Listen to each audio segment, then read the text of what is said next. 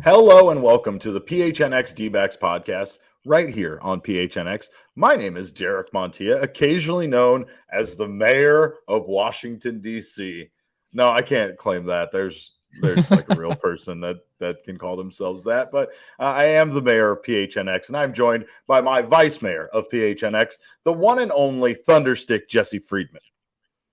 You freezing your butt off there yet, Derek? Oh, Jesse, it's cold. It's cold, Jesse. I lost all feeling in my hands today while I was walking around doing touristy stuff.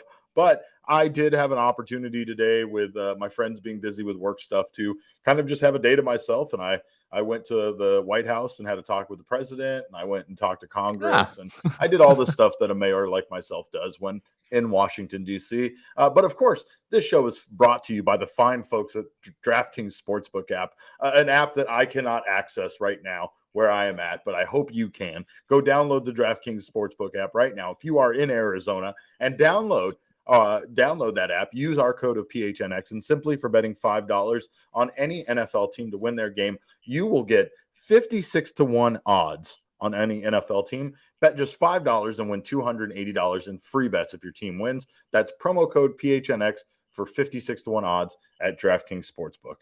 And yes, Jesse, you mentioned it. I am very cold. I was here to talk to the president about the lockout.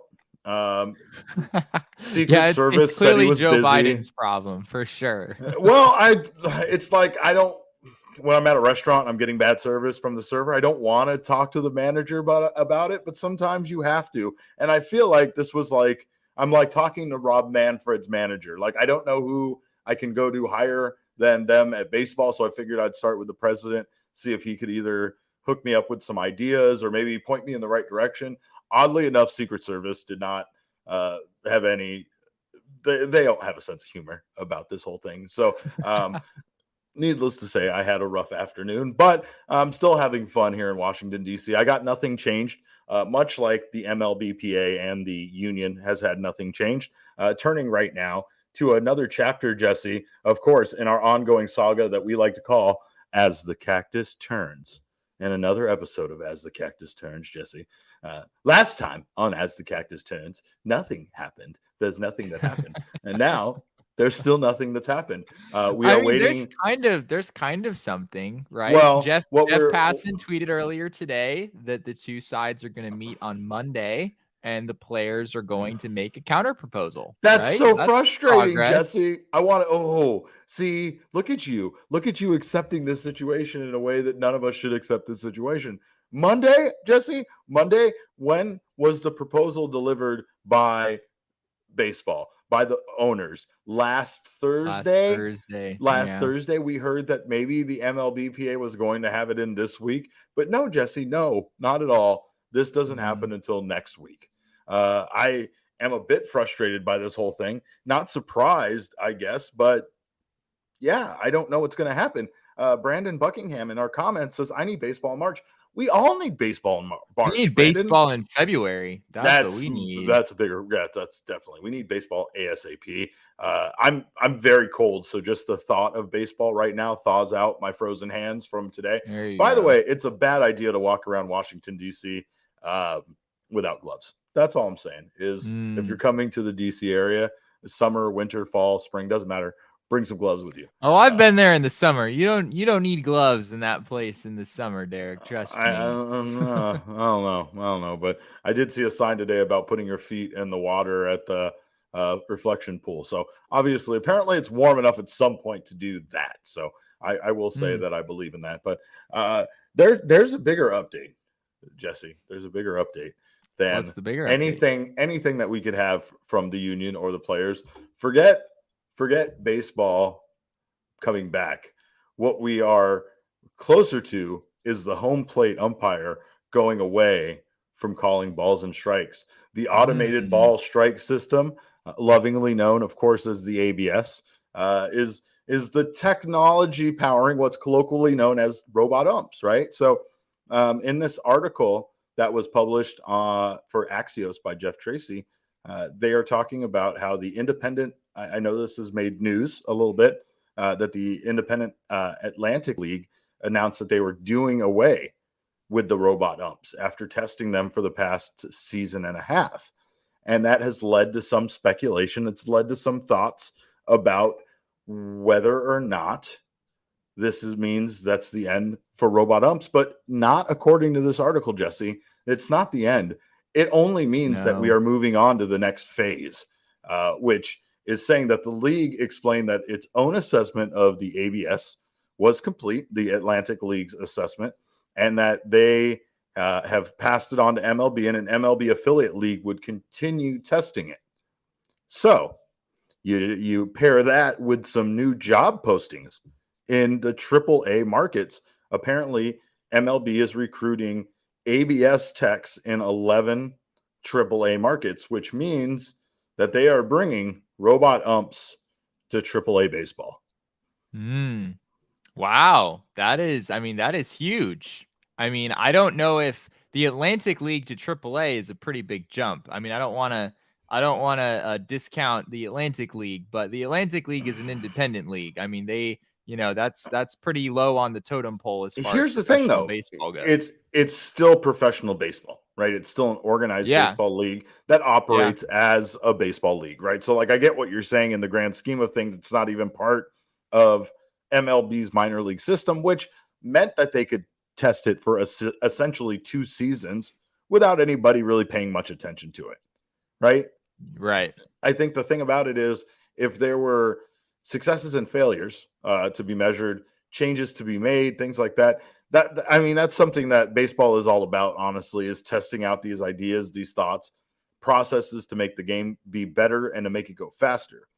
And honestly, the one thing about this is people like umpires, for instance, seem to still be against the idea of the ABS, which is funny to me because which is fair. I mean, isn't it? I mean, you're sort of saying that they're crappy at their job and they need to be replaced by a robot. Here's why I think it's not, though, is because the umpire is still going to make calls at the plate on all plate related matters. So check swings, interference, plays at the plate, all of those kind of calls, foul tips, all of that is still determined by a home plate umpire who's still there doing his job. All we're saying at this point is the general balls and strikes would be taken care of by a system, right? I get what you're saying, but I think, okay, this is like a job telling you we're still going to pay you the same amount, but we're going to take away one of the duties that you have. Oh, yeah, and that duty is the one that mostly gets you booed and have batteries thrown at you and people waiting by your car and stuff, because it's the balls and strikes that makes people really hate these umpires. It's the reason why certain guys have gotten such a bad reputation, right? The Angel Hernandezes of the world.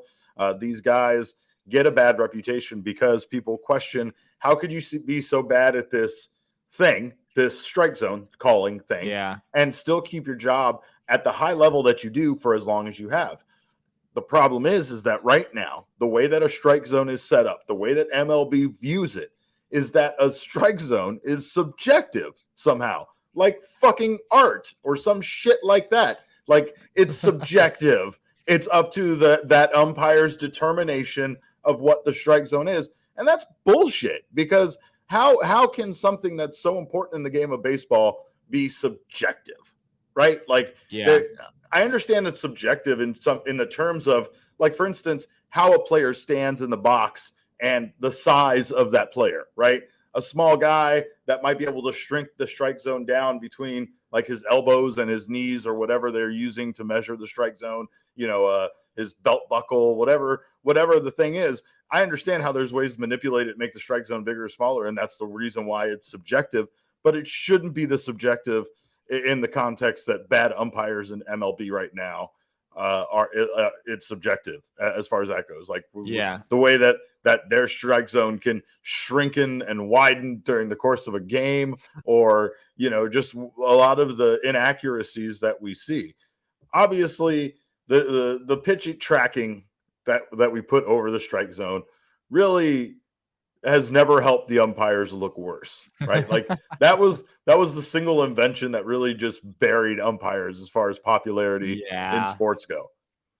Because it used to be that you just didn't really know, right? Like, before we could all track games on the MLB app and just see that a pitch that was blatantly off the plate was just called strike 3. Before, I mean, it was kind of hard to tell, right? If you were at the game, you only really see those kinds of things from certain angles. And even then, the umpire is a lot closer than you are. So there was always kind of this sense that, the umpire had some credibility just because, I mean, they could see it better than I can, right? But the problem now, Derek, is that all of us, at least for me, every single time I watch a baseball game, even if I'm there in person or watching it on TV, I still have the MLB app in my hand and I am watching the location of every single pitch. And it Yep. literally makes Yeah. me smarter than the umpire. It Right. makes me smarter than the person who's actually making the calls because I'm looking at a computerized system that gives an objective image of where the pitch was thrown. And the umpire is just helpless. I mean, they're trying to use their human eyeballs to see it, which is just never going to compare to what technology can do. So I don't know if I would say the strike zone is subjective, right? Like, I don't think it's really subjective. It does have a very well-defined, it's a very well-defined thing according to the official rules of Major League Baseball. The According to problem rules, yes. Right. The problem is that there's no realistic way for an umpire to match that 100% of the time, right? They are going to make mistakes. And so it's just become this thing where, even though it's really not subjective, in a sense, we've kind of embraced it as something that is objective because it has to be. I mean, we have to accept the fact that human beings are going to make mistakes. And I mean, that in some ways, that's the nature of being a sports fan, right? I mean, if you ask an NBA fan as well, they're going to tell you that referees make mistakes all the time. And that's of course true. But the problem is that in baseball, balls and strikes are a pretty simple thing, right? It's not as nuanced as a reach-in foul or something like that, where you need a human being there to decide. Balls and strikes are just, it either is or it isn't, right? And I think that's why we all understand that at some point the robo ump thing is just going to happen. Robot umpires, Jesse. Robot umpires. That's incredible. Just get ready for it. Just get ready for it. We got robot umpires on the horizon. I know that it's just going to be a camera. I know there's still going to be a home plate umpire. That's the reason why, again, like, there's things about my job that I'm bad at, right? I think everybody here can agree to that. There's also things in life that I'm bad at, right? Like, I hate driving. I don't like it. I'm not a big car guy. I don't like driving. I don't find driving to be relaxing in any way, traffic or no traffic. I find driving to be very relaxing. I know. There's people. My brother is a huge car guy. My brother has two beautiful cars, a truck and an old Pontiac. And maybe it's because you're still driving that box thing. It's a piece of shit. It's terrible. But no, you know what? I've realized it more than ever here in Washington, D.C. I've been riding the Metro Rail, and all I can think is I would ride this all the time. There's times when I sit there, I'm like, how would I get groceries home? There's things like that I've been thinking of while I've been here, like if I would drive the Metro Rail, but I'm like, maybe I'd have a car, but maybe I wouldn't use it very much. I don't know, because this seems like a really efficient way to get around town. And the most important part is, like, if I had to go to work, I like the idea of being able to do work on the way to work rather than driving. So, like, the concept of just sitting on a train like that and doing my work while we go is very appealing to me. So I don't know, but that's another case where I know there's a human being probably driving that train. I can't confirm that. Maybe there's a robot driving. That's the case, fair. I've always wondered that. Like, I've been on a lot of public transit systems, and I'm always wondering, is there someone driving this thing? Is there someone out there controlling it? Are they? Like, is this really a viable job, or do they literally just sit there while the computer runs the thing and they just, like, browse Twitter the whole time? That's a great question. They got to keep their eyes on the road the whole time. You got to do what you got to do. Kyler Murray says, go D-backs. Appreciate the sport, Kyler. I know you're going to have a lot of time with the offseason. We need to talk about some of your, leadership skills, but we'll figure it out. I know you're very talented, so we believe in you. Also, we have Brett Johnson, who says literally anything to get Angel Hernandez from absolutely being terrible or being absolutely terrible. Yes, that's. I feel like Angel Hernandez would find a way, though. Like he would just ignore the robot occasionally for the heck of it. He just brings somebody up because he wanted to. That's why what we need is a real robot back there, right? Real robot, laser cannon, Maybe not. You don't have to arm it with something that can actually like kill the other umpire, but maybe just physically intimidating. Maybe just a large robot that won't put up with Angel Hernandez's shit, so he'll think Well, twice before trying to can we see override the it. graphic again? Can we see Let's throw the this guy back beautiful up thing? there. Yeah. Yeah, yeah, like that Right. guy. Yeah. Yeah, but make him 9.5 feet tall is what I'm saying, right? So that really sends home the image that you don't want to mess with him. And I appreciate if he'd keep that PHNX logo on his chest, by the way. That would Yeah. be great. It would remind people to go sign up at gophnx.com for a membership, Jesse. Of course, we have annual memberships. We have month-to-month memberships. You get an annual membership, and you will get that free t-shirt over at phnxlocker.com. Annual membership is great, and I know you want the shirts. Go over to phnxlocker.com right now. Check them out. Drool over them a little bit. Consider it. Think about it. Think not only are you going to get that shirt now, but you're also going to get members only deals over at phnxlocker.com that you can only get as a member. You can also get members only access to our Discord. Come in there. Talk to me and Jesse about new t-shirt designs for phnxlocker.com. As the season approaches, we are quickly going to get back into baseball season one way or another. It's going to happen. So once we get there, we'll have some new shirts launched on phnxlocker.com. You sign up for a membership over at gophnx.com. You'll get your free t-shirt voucher. Maybe you can wait until we drop some of those shirts at phnxlocker.com for the Arizona Diamondbacks podcast that we do over here. And then you get yourself the fresh new gear the minute it drops. So consider becoming a member. We appreciate it. We appreciate the support. If you're already a member of the family, we love you. The rest of you, we love you too. Just not as much, but enough, like good parents should. But we appreciate all of you guys listening and tuning in, and we appreciate you guys being members. Obviously, in our comments, we got some talk about from Motion. When the weather is starting to warm up, baseball needs to be starting up, and I couldn't agree more. I need the weather to start warming up now. But talk right now, of course, amongst baseball websites and pundits like ourselves is focused on, figuring out things we could talk about. So I appreciate all of our baseball friends out there for putting whatever ideas, floating whatever ideas in the universe that we can grasp onto. And CBSSports.com is right now predicting which team or who would be each team's next Hall of Fame induction or inductee. At this point, they have named Curt Schilling, which we talked about on yesterday's show, as the next inductee for the Arizona Diamondbacks. And the article also points to Paul Goldschmidt and Zach Greinke being potential inductees for the Arizona Diamondbacks as well. And then kind of says the list drops off a little bit after that as far as, seeing the Hall of Famers of the future for this team, which I understand. Ketel Marte is obviously a very good player, but not somebody right now that I would say you could even talk about in a Hall of Fame context. But they did mention Paul Goldschmidt being a bit of a long shot, which I kind of can understand. Like it's just hard as an Arizona Diamondbacks fan, it's hard to see that or think that, because obviously that guy was so good for so long for us here. That did they say he's a long shot to make the Hall of Fame or to go in as a Diamondback? To go in to make it into the Hall of Fame in general, make it in the but first place. They did float the idea out there that if he sees some success, especially championship wise, with the St. Louis Cardinals, that there would be a good chance that we wouldn't be seeing him go in as a D-back, despite the amount of time that he was with this team and despite the fact he was drafted by this team.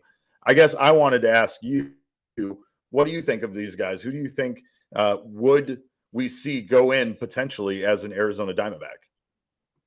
I have to agree. I mean, Curt Schilling is the only one on that list that we know would go in as a Diamondback.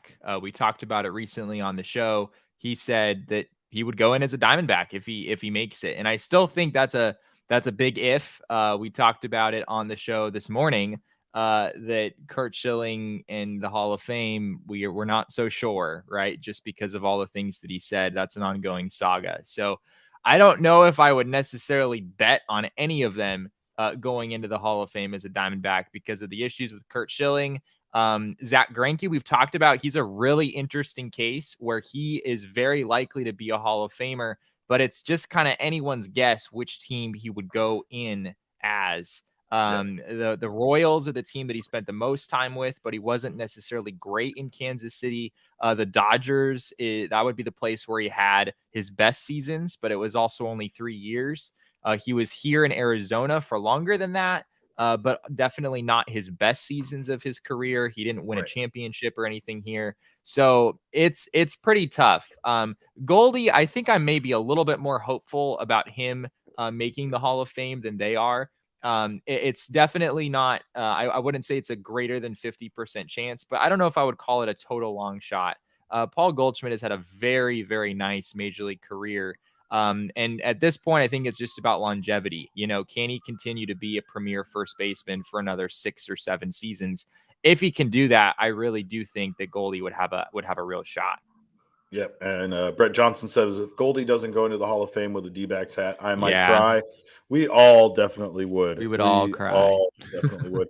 And he says, don't put those evil thoughts out there, Derek, please. I think in regards to the St. Louis Cardinals thing. And I don't want it to be that, but I also don't really want to claim Curt Schilling either, right? And it's kind of funny because like we said on this morning's podcast, it's – the more I think about it, the more ridiculous it is to keep Curt Schilling out just because we don't agree with what he says, right? There are people historically that are in the Hall of Fame that probably said some horrible things. But luckily, even if they were publicized, it wasn't a very far reach. Doesn't have the same reach as Twitter and Facebook. Doesn't have the same reach as clips being posted from shows and appearances he's on being, passed around.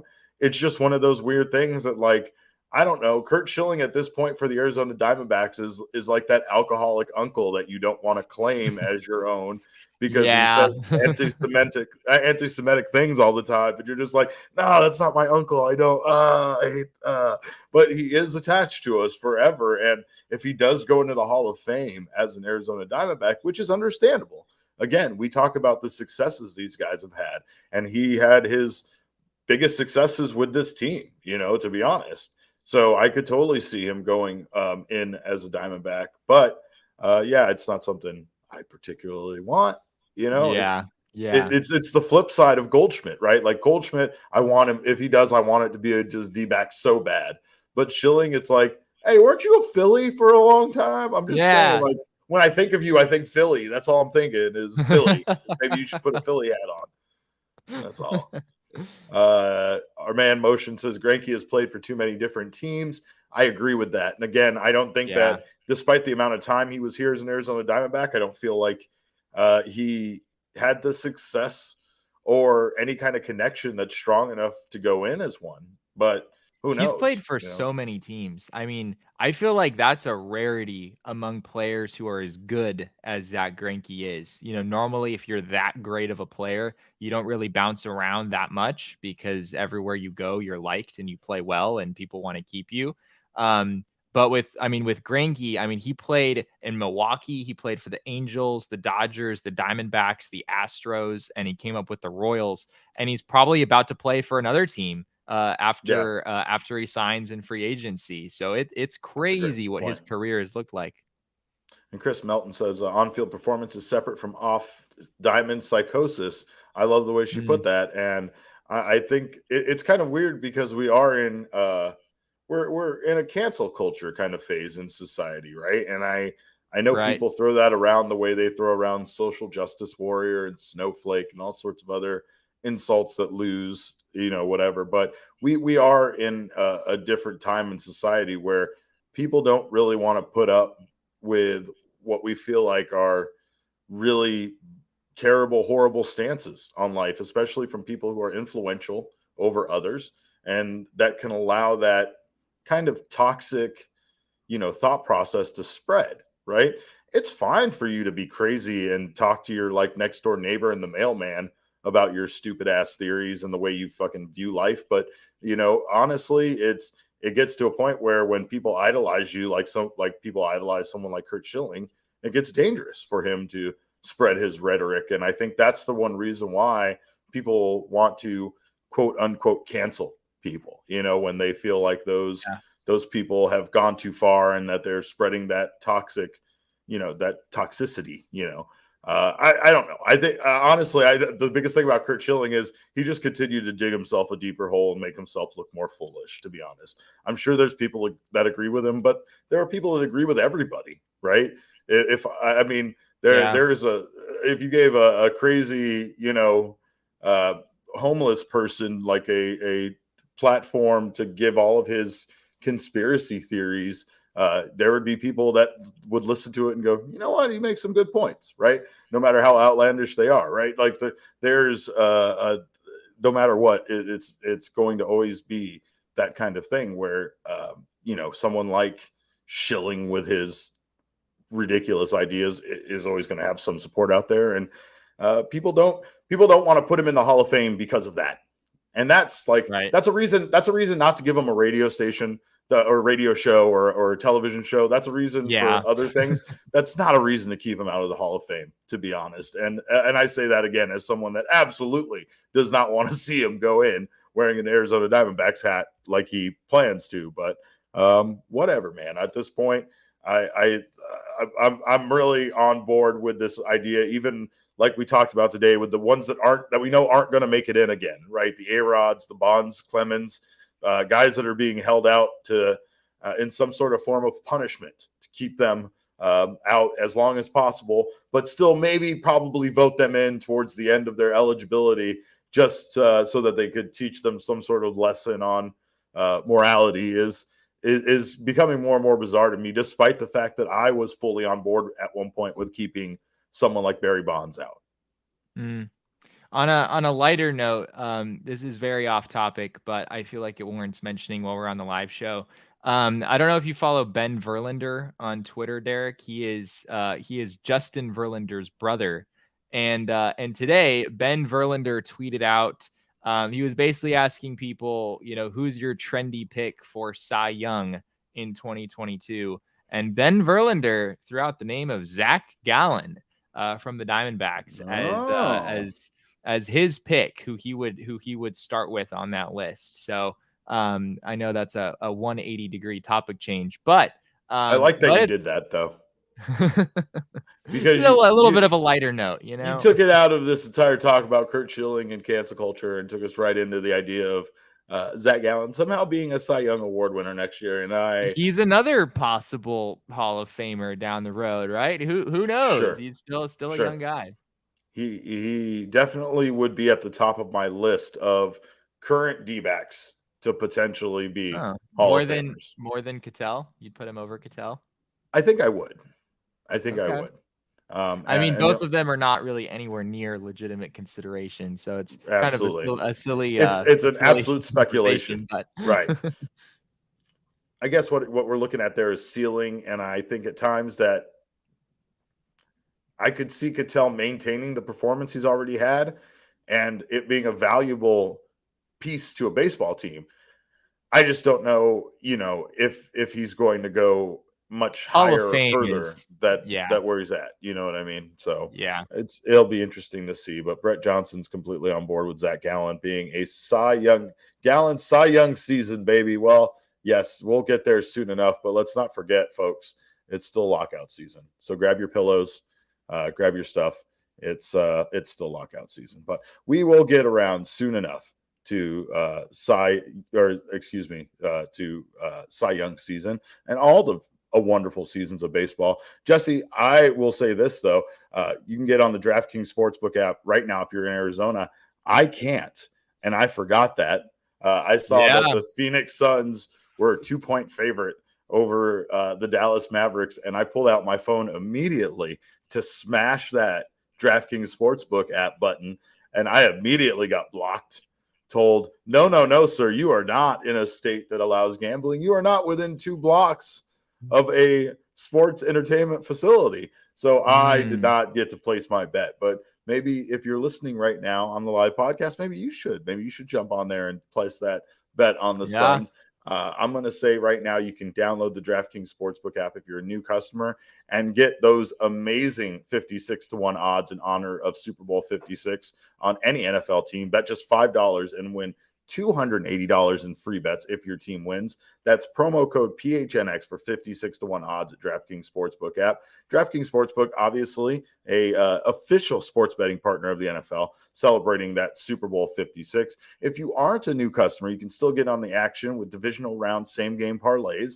Combine multiple bets from the same game for a bigger payout. The more legs you add, the more money you win. And I am going to give you one right now with my DraftKings pick of the week. But just remember that DraftKings is safe, secure, and reliable. Best of all, you can deposit and withdraw your cash whenever you want. And I'm going to give you, like I said, my DraftKings pick of the week. I'm taking the Tennessee Titans, which I'm taking all the way to the Super Bowl, baby. Wow. I'm sure they're going to make me look stupid after this by saying that, but I'm taking the Titans at the over on the Bengals at 3.5 points right now. So just over a field goal. I'm going to combine that personally in a same game parlay. And here's my mix. I'm going to give you probably what I would get bashed on the Bets podcast for a Coward's parlay, but I'm going to take Joe Burrow throwing under 304.5 yards. And I'm taking Joe Mixon as an anytime touchdown scorer, rolled up with that Bengals 3.5, Titans 3.5 coverage on the spread. I'd also maybe pepper in an under there as well. Maybe that too. And then you can go in and I don't know, like I said before, I like to throw race to 5, race to 10, those kind of things in there. Those are always fun as well. Get on the DraftKings Sportsbook app. Tap that same game parlay option. Once you get that drop down menu, you will see all those additional options that you can add for those extra legs so you can increase those odds and win even more money. DraftKings, again, an official sports betting partner of the NFL. 21 and over only, Arizona only. Gambling problem, dial 1-800-NEXT-STEP. New customers only. Eligibility restrictions apply. See DraftKings.com/sportsbook for details. And that's all I got, Jesse. That's our week in baseball. We will see what happens. We appreciate you guys so much for tuning in, obviously. We appreciate the MLB Players Association for scheduling a reply and getting back within 2 weeks, I guess. Jesse's date is in trouble, guys. This is our final podcast of the week. If you're listening to this right now on Friday, we're a week away, and it's not looking great. It's not looking great. If you're watching this live, a week is plenty of time, Derek. Look at this guy. Look at if you're watching this live, I want you to look at his face. I want you to see the terror in his face. I want you to know how much he knows he's wrong. So thank God we don't have to worry about Jesse's date coming true because, Lord, again, he'd be insufferable.